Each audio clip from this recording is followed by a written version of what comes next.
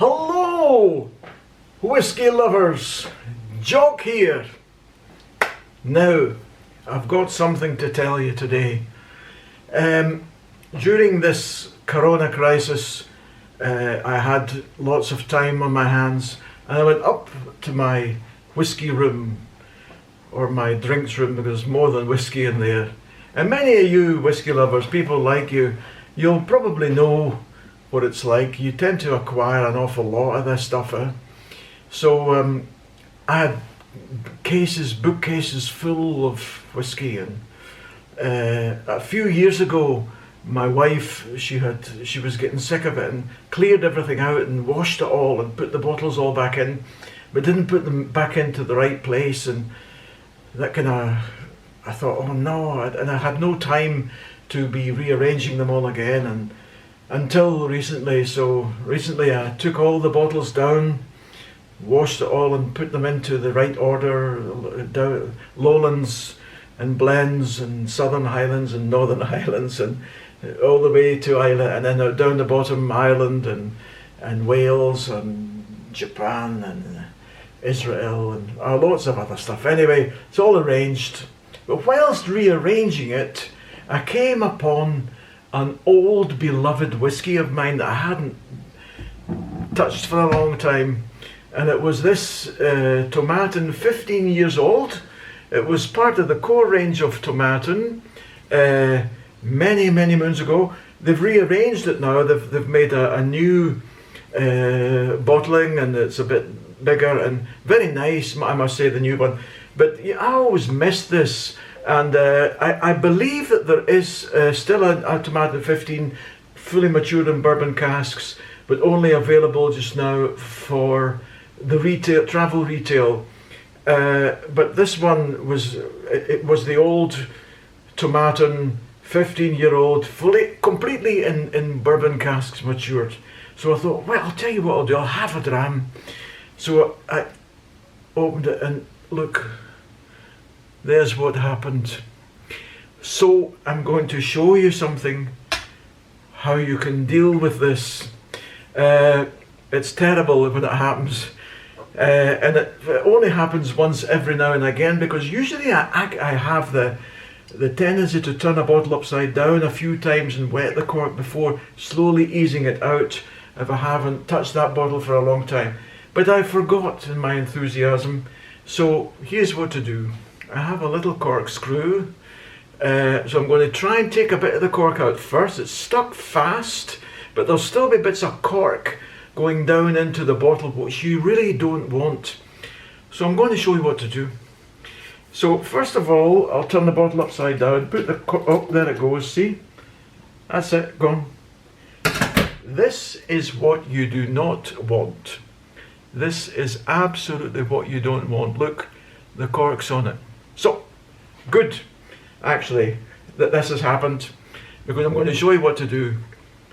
Take a big, sturdy water can, and then you take 2 sieves, you know, the big kitchen sieve, and a little cocktail sieve. The little cocktail sieve, you can put them on the top or down below, it doesn't matter, the first time around, and pour this whiskey into the can. So it's going through 2 sieves, which will take out most of the cork which has been left in it. Oh, lovely smell of this whiskey. So that's the bottle empty.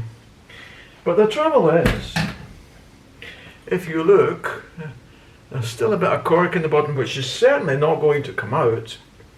So what you do is,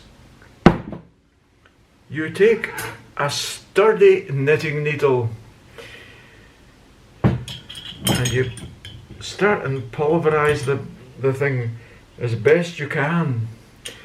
Now, I don't know if you can see me. It doesn't matter if you see me, you get the idea.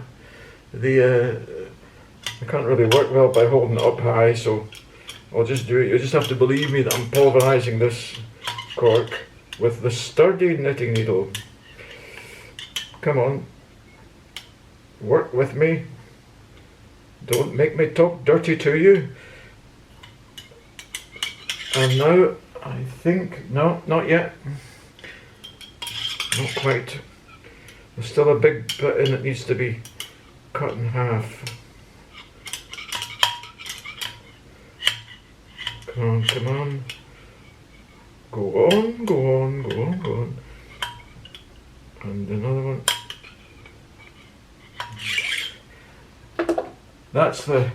That's all the big parts out. So I'll put it under the kitchen tap.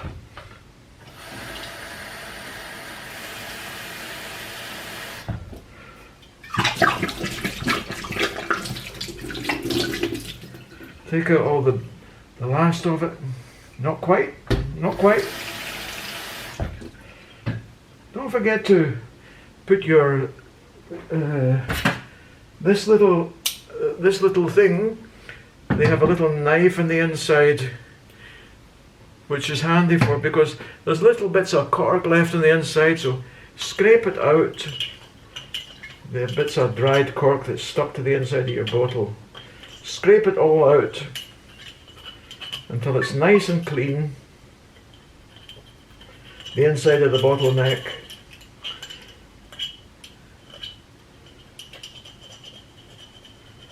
Just make it all nice and clean. Under the tap.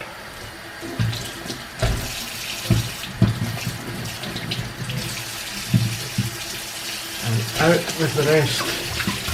Out with it!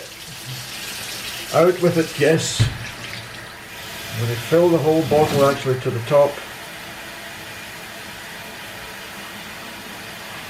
Put in my pinky and my pinky so that I can take out any little bits of dried cork still stuck to the inside of the neck, and I will let it go.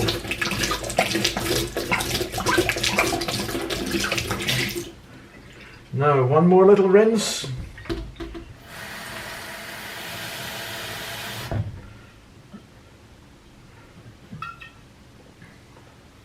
All the little bits of cork residue out.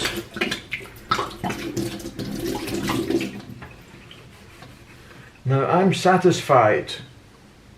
This bottle is now clean. No little bits of cork left. See, it's all gone. All the cork. It's a little bit wet on the inside, but don't worry about that.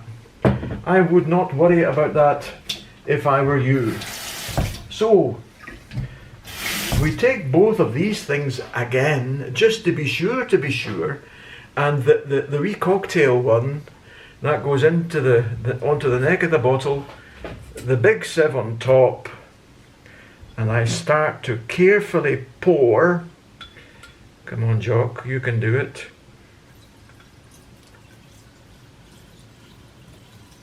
Tell you what I'll do, I'll transfer it to the inside of the sink.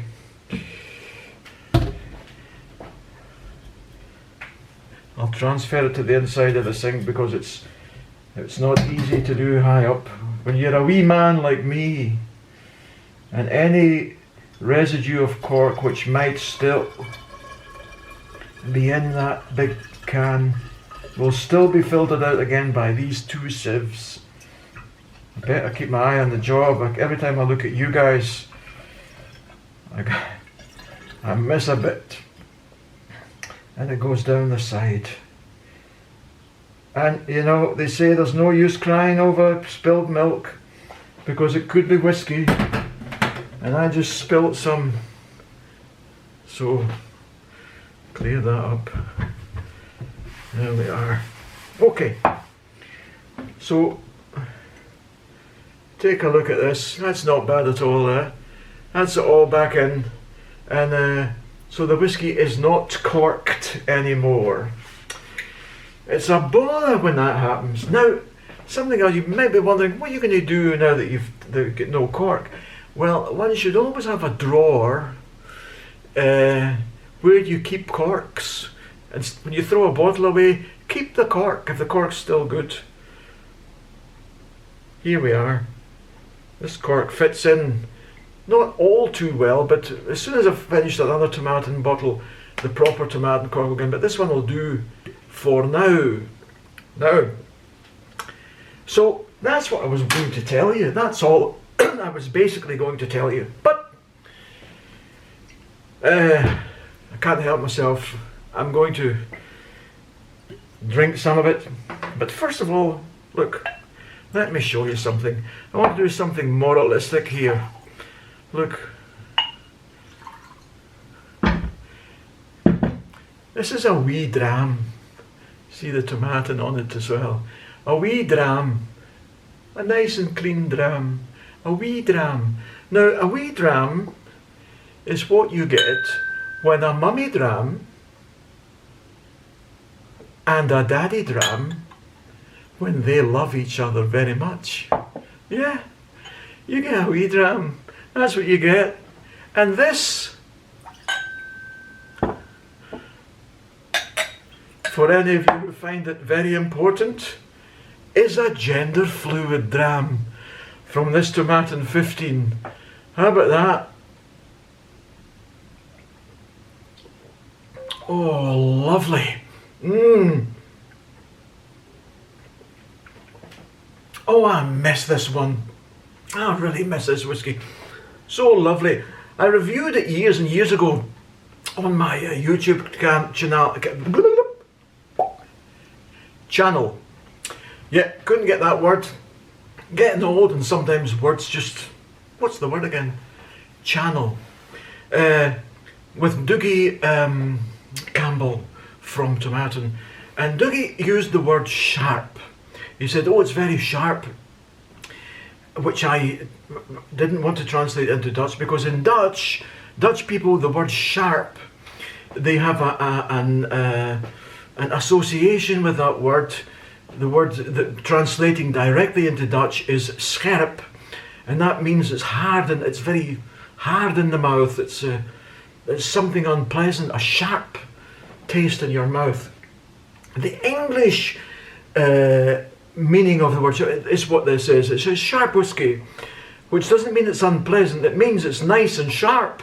It means it's clear, clean, and round and crispy. It's like what's the word? Very citrus-like, a little bit of vanilla in it. They've got on the back label their own tasting notes.